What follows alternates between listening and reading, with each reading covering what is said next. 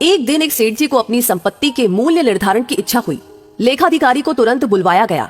सेठ जी ने आदेश दिया, मेरी संपूर्ण संपत्ति का मूल्य निर्धारण करके ब्यौरा दीजिए। ये कार्य अधिकतम 1 सप्ताह में हो जाना चाहिए।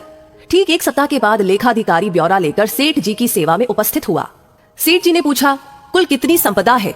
सेठ जी, मोटे तौर पर कहूं तो आपकी 7 पीढ़ी बिना कुछ किए धरे आनंद से भोग सके इतनी संपदा है आपकी। लेखाधिकारी ने बोला। लेखाधिकारी के जाने के बाद सेठ जी चिंता में डूब गए। तो क्या मेरी 8वीं पीढ़ी भूखी मरेगी? वो रात दिन चिंता में रहने लगे। तनावग्रस्त रहते, भूख भाग चुकी थी। कुछ ही दिनों में कृशकाय हो गए।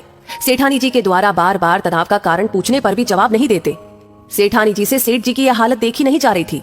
मन की स्थिरता व शांति का वास्ता देकर सेठानी ने सेठ जी को साधु संत के पास सत्संग में जाने को प्रेरित कर ही लिया। सेठ जी पहुंच गए एक सुप्रसिद्ध संत समागम में। एकांत में सेठ जी ने संत महात्मा से मिलकर अपनी समस्या का निदान जानना चाहा। महाराज जी, मेरे दुख का तो पार ही नहीं है। मेरी 8वीं पीढ़ी भूखों मर जाएगी। मेरे पास मात्र अपनी 7 पीढ़ी के लिए ही पर्याप्त हो इतनी ही संपत्ति है।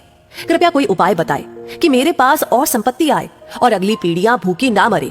आप जो भी बताए, मैं अनुष्ठान विधि आदि करने को तैयार हूँ। सेठ जी ने संत महात्मा से प्रार्थना की। संत महात्मा जी ने समस्या समझी और बोले, ध्यान से सुनो सेठ। बस्ती के अंतिम छोर पर एक बुढ़िया रहती है, एकदम कंगाल और विपन्न। न कोई कमाने वाला है और ना ही वो कुछ कमा पाने में समर्थ है। उसे मात्र आधा किलो आटा दान दे दो। यदि वो ये दान स्वीकार कर ले तो इतना पुण्य उपार्जित हो जाएगा कि तुम्हारी समस्या का समाधान हो जाएगा। सेठ जी को बड़ा आसान उपाय मिल गया। अब कहाँ सब्र था उन्हें। घर पहुंचकर सेवक के साथ 1 क्विंटल आटा लेकर पहुंच गए बुढ़िया की झोपड़ी पर। माताजी, मैं आपके लिए आटा लाया हूँ, इसे स्वीकार कीजिए। सेठ जी बोले, आटा तो मेरे पास है बेटा, मुझे नहीं चाहिए। बुढ़िया ने स्पष्ट इनकार कर दिया। सेठ जी ने कहा, फिर भी रख लीजिए। बूढ़ी माँ ने कहा, क्या करूंगी रखकर, मुझे आवश्यकता ही नहीं है। सेठ जी बोले, अच्छा कोई बात नहीं, 1 क्विंटल न सही, ये आधा किलो तो रख लीजिए। बेटा, आज खाने के लिए जरूरी आधा किलो आटा पहले से ही मेरे पास है, मुझे अतिरिक्त की जरूरत नहीं है। बुढ़िया ने फिर से स्पष्ट मना कर दिया। लेकिन सेठ जी को तो संत महात्मा जी का बताया उपाय हर हाल में पूरा करना ही था। एक कोशिश और करते सेठ जी बोले, तो फिर इसे कल के लिए रख लीजिए। बूढ़ी माँ ने कहा, बेटा कल की चिंता में आज क्यों करो, जैसे हमेशा प्रबंध होता आया है, कल के लिए भी कल ही प्रबंध हो जाएगा। इस बार भी बूढ़ी माँ ने लेने से साफ इनकार कर दिया।